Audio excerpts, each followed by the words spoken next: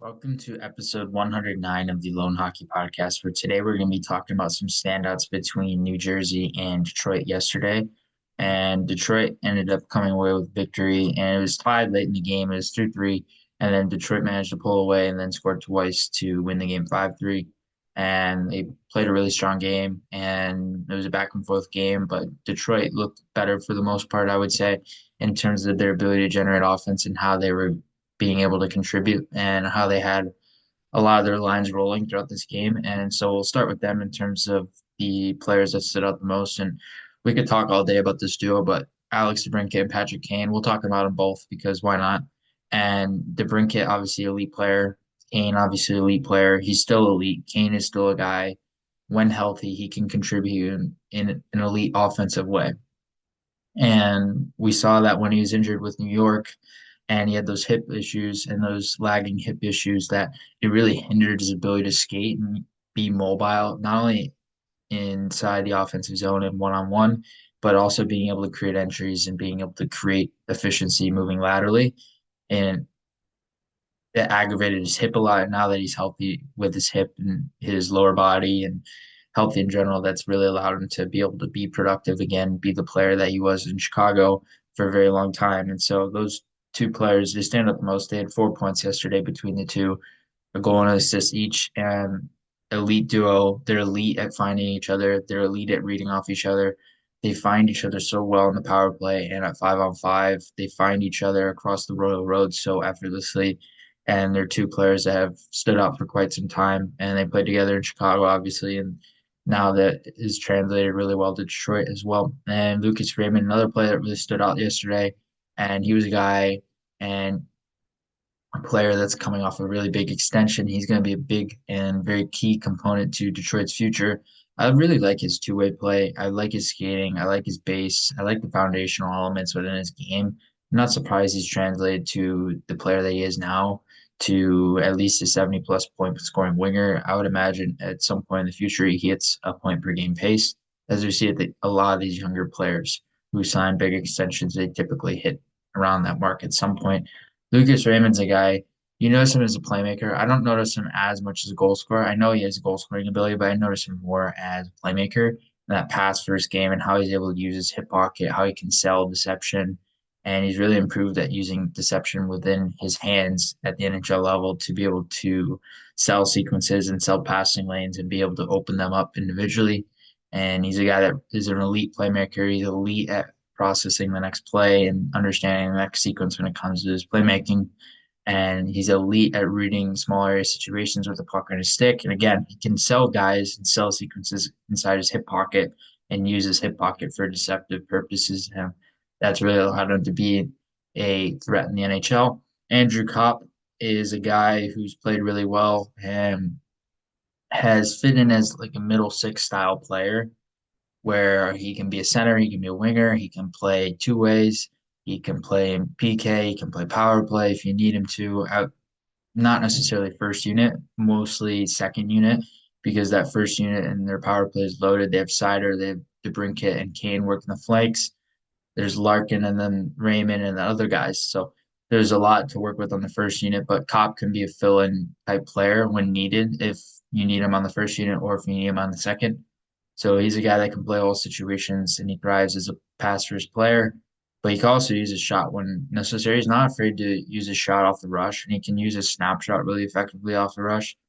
And he's a guy that stood out in all facets. Simon Edvinson's a guy that's had a really good start to the season, and the production is going to come with him over time. I would imagine if he's given the role that he is now, he's being more trusted by the coaches, and defensively he's been relied upon more. Offensively, he's been relied upon more. He's given more ice time. Yesterday, I believe he played around 8 minutes in the first period. So it goes to show that he's being trusted in those situations, and he's being trusted not only in early game situations, but also late game and situations that are key for Detroit as well. So Simon Edvinson's going to be a really intriguing player to watch because he's going to probably stay full time with Detroit now. I don't envision him going back down, especially with the ice time that he's playing. It's hard to imagine him going back down to Grand Rapids to develop because there's really no point in doing that. And with his age now, it's a point, and there's a point in his career where he's going to have to turn a corner. So He was really good. Christian Fischer was really good.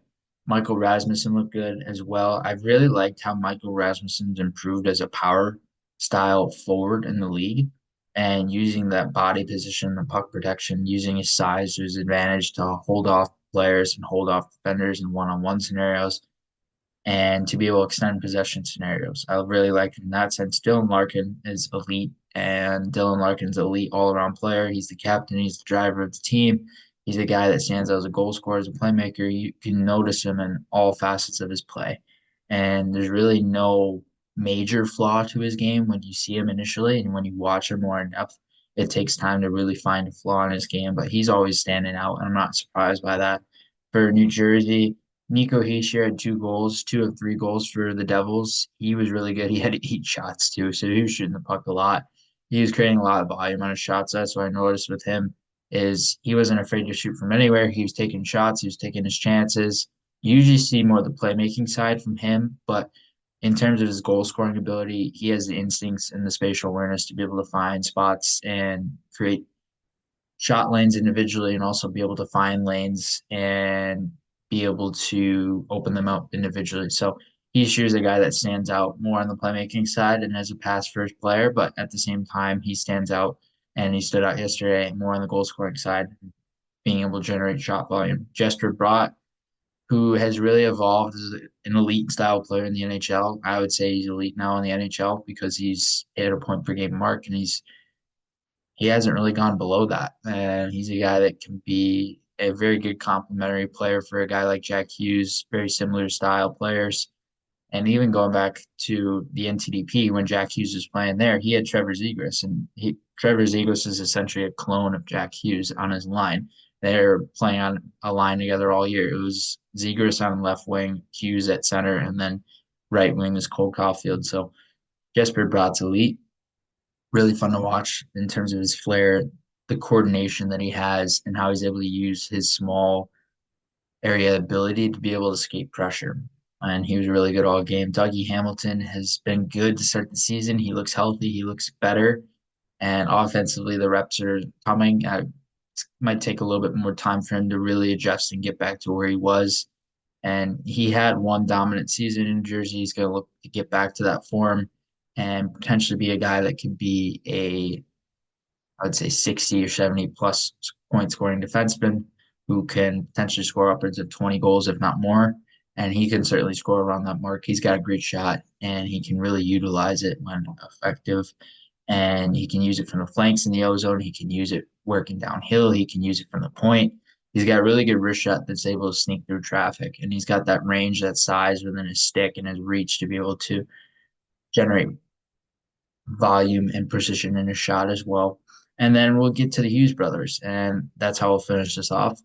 Is Jack Hughes first, and Jack Hughes was creating a lot of volume again, similar to Heishier, where they had 8 shots each, and they were creating a lot of volume in their shots, and they're both playmakers, which is really interesting because Hughes has obviously evolved more as a goal scorer, I would say, than Heishier has, but Hughes at the same time, he still brings dynamic two-way ability, and his ability to control the puck and be able to control space, control transition offense scenarios, be able to control ice in many different situations is a big factor to his game and what allows him to be a driver of offense and how he's able to produce so consistently.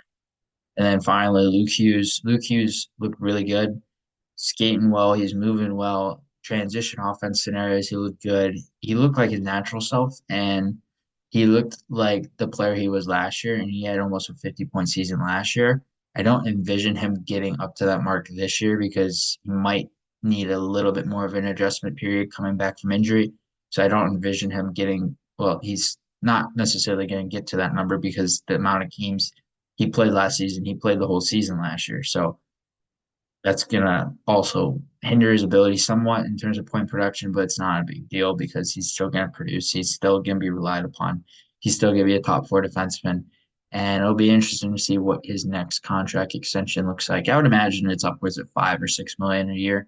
I mean, you look at a guy like Sean Dursey, very similar numbers and how Dursey is contributing in terms of style. Obviously, Dursey's out now, but with Hughes and those scenarios, it'd be interesting to see if he gets a similar number.